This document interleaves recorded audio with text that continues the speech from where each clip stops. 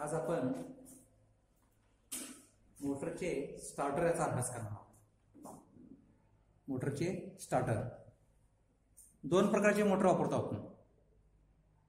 Single phase DC Motors, म्हणजे DC supplier चालणारे DC Motors आणि एसी सप्लायर चालणारे एसी मोटर्स, असे दोन प्रकारचे मोटर वापरतो. त्यामध्ये डीसी मध्ये मोटरचे वेगवेगळे प्रकार आहेत. गेल्या वर्षी झाले आपल्या सिंगल फेज डीसी मोटरमध्ये वेगवेगळ्या प्रकारचे मोटर्स झालेत. 3 प्रकारचे मोटर्स झालेत. लक्षात येते का बघा? 3 प्रकारचं. पहिला आहे DC series motor.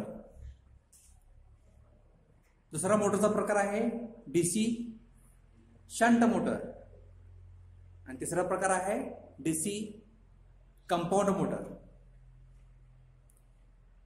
DC series motor म्हणजे कुठली मोटर? डीसी सिरीज मोटर म्हणजे कुठली मोटर आठवते का बघा? Universal motor. कशाला काय तर डीसी सिरीज मोटर म्हणजे जी उच्च गतीची, आठवते का बघा? जी उच्च गतीची मोटर आहे, ज्याचा स्टार्टिंग टॉर्क उच्च असतो म्हणून सांगितलं तुम्हाला मी. ज्याचा स्टार्टिंग टॉर्क काय असतो? उच्च असतो. अशी डीसी सिरीज मोटर.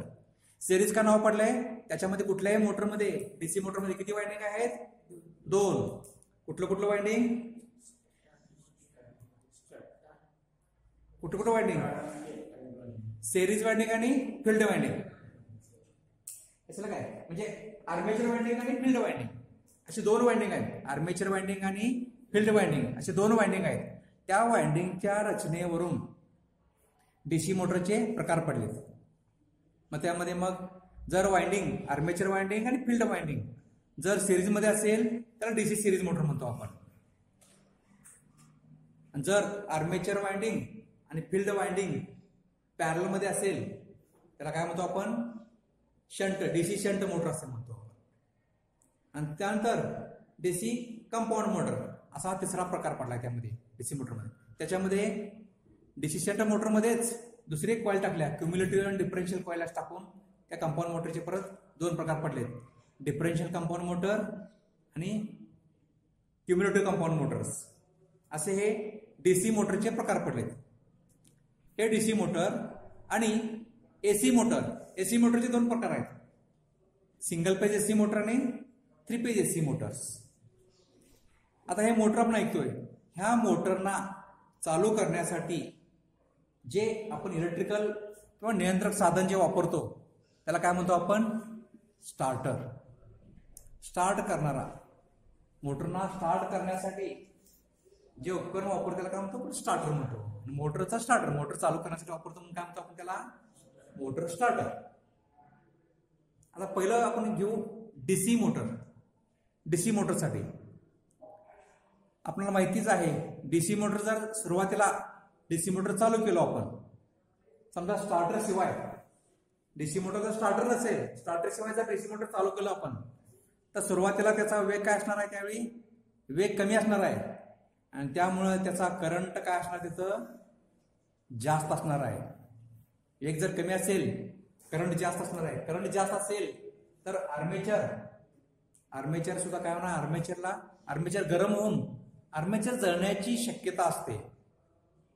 आर्मेचर जळण्याची शक्यता असते आणि म्हणून त्या आर्मेचरच्या सिरीजमध्ये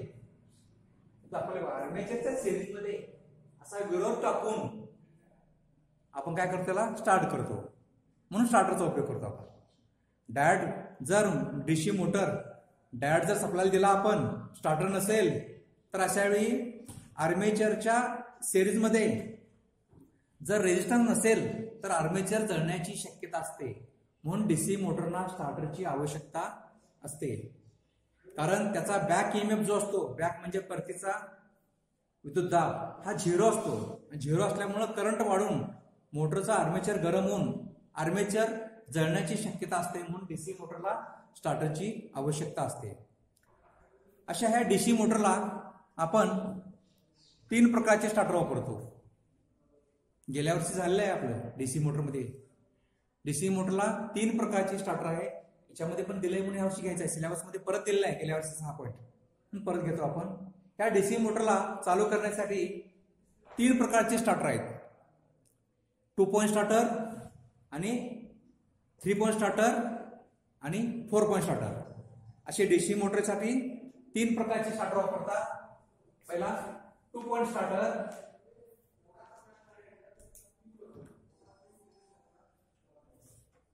दुसरा 3 पॉइंट,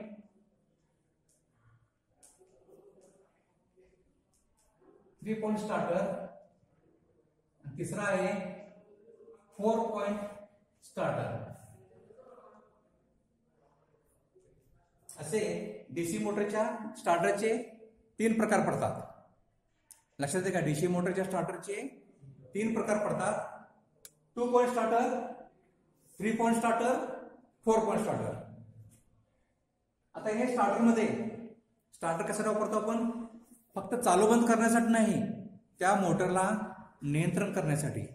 मोटर जळू नये, मोटर चालू व्हावी, बरोबर आहे. चालू होण्याबरोबरच मोटरला कुठला जरी धोका आला, शॉर्ट सर्किट असेल किंवा ओव्हरलोड, जादा जर लोड टाकला, आपण त्याला ओव्हरलोड म्हणतो, असा ओव्हरलोड झाला तर अशा वेळी त्याचं संरक्षण करण्यासाठी आपण काय करतो? स्टार्टरचा वापर करतो. आता ह्या जे इथं जे डायग्राम दिलाय तुम्हाला, आतली मंडलाकृती कुठली आहे? 2 पॉइंट स्टार्टरची आहे. इकडे आहे 3 पॉइंट स्टार्टरची. पहिल्यांदा आपण 2 पॉइंट स्टार्टर पाहू. याच्यामध्ये लक्षात आहे काय? 2 पॉइंट स्टार्टर. इथं जर बघितलं आपण, हा स्टार्टरचा हँडल आहे, दिसतो हा हँडल आहे. इथं हा स्प्रिंग टेन्शन आहे. याच्यामध्ये एनव्हीसी कॉइल, सॉरी हा ओएलसी कॉइल. ओएलसी म्हणजे काय? ओएलसी म्हणजे काय?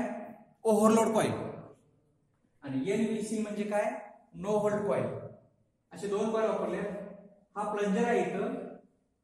आता जे दाखवलं तुम्हाला, हे कुठली मोटर आहे? डीसी कुठली मोटर म्हणायची त्याला? युनिव्हर्सल म्हणजे दुसरं नाव काय सांगितलं आपण? सांगताना काय सांगतो? DC series motor.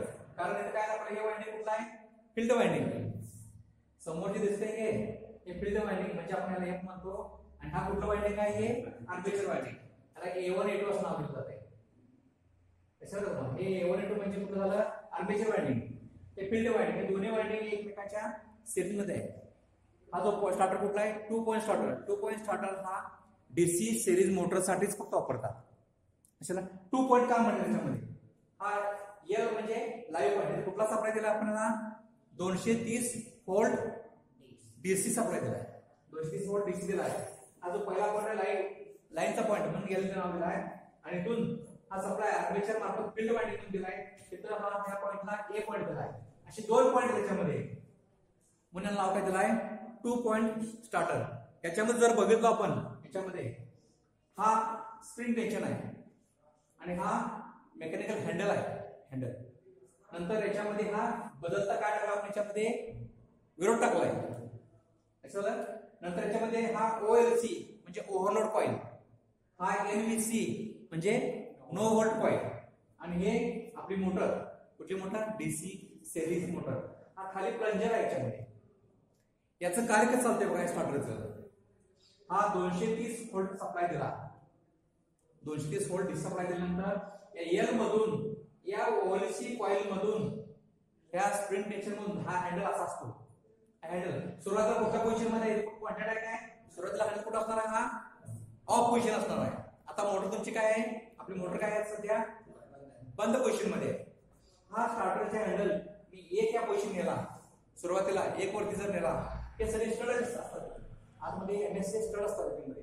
हा पहिला पॉइंटर जर नेला मी, पहिला पॉइंटर, तर काय होणार आहे? इथून बघा म्हणलं कसं होणार पूर्ण. यातून हा सप्लाय आहे एल ओएलसी मधून. इथून ह्या पॉइंट जर नेला आपण असं सर्वसाधारण ह्या पॉइंटवर, तर इथून हा एवढ्या विरोध मधून ह्या एनव्हीसी कॉइल मधून, हे बघा एनव्हीसी कॉइल मधून आल्यानंतर हा आपल्या फील्डला आणि आर्मेचरला सप्लाय म्हणून हा मंडल आपलं काय होणार आहे? त्या ठिकाणी पूर्ण होणार आहे. कारण मोटर आपली काय होणार आहे? चालू होणार आहे. मोटर चालू झाली, पण एवढा सगळा विरोध असल्यामुळे हा मोटरची गती त्यावेळी काय असणार आहे? कमी असणार आहे. लक्षात आहे का तुम्हाला? हा सगळा विरोध बघितला आपण फील्ड वाइंडिंग आणि आर्मेचर वाइंडिंगच्या सिरीजमध्ये टाकलाय. त्यामुळे या मोटरला कुठलाच धोका येणार नाही.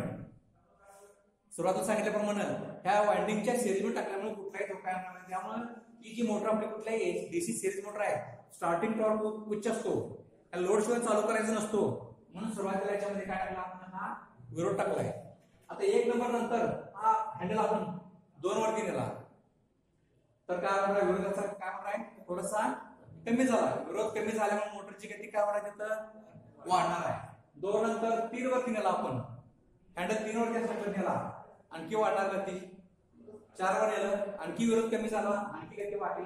5 वर नेल्यानंतर असा साधारण असा 5 वर नेल्यानंतर काय होणार, हँडल पूर्ण विरोधातून मंडळातून पूर्ण विरोध नाहीसा झाल्यामुळे मोटरची गती काय होणार, तिथं मोटर फुल स्पीड पांढरा आहे. आणि त्याच वेळी हे बघा इथून हँडल आल्यानंतर त्याच वेळी ह्या एनव्हीसी कॉइल मध्ये सप्लाय केल्यामुळे एनव्हीसी कॉइल मध्ये काय तयार होणार आहे, तिथं चुंबक तयार होणार आहे.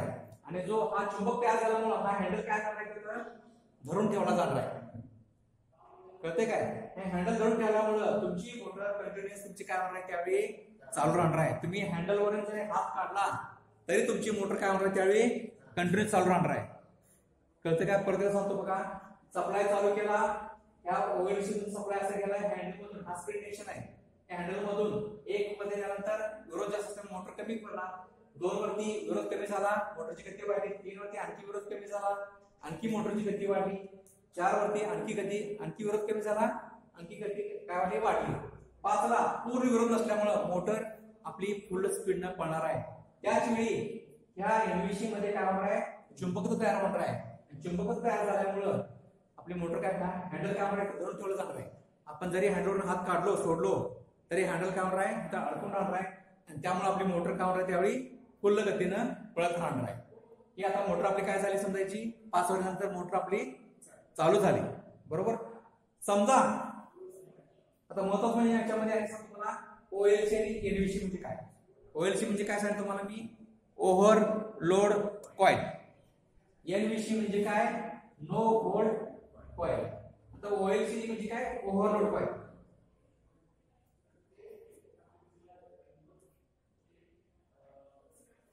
Overload coil. आणि एनव्हीसी म्हणजे काय सांगितलं तुम्हाला, नो व्होल्ट कॉइल.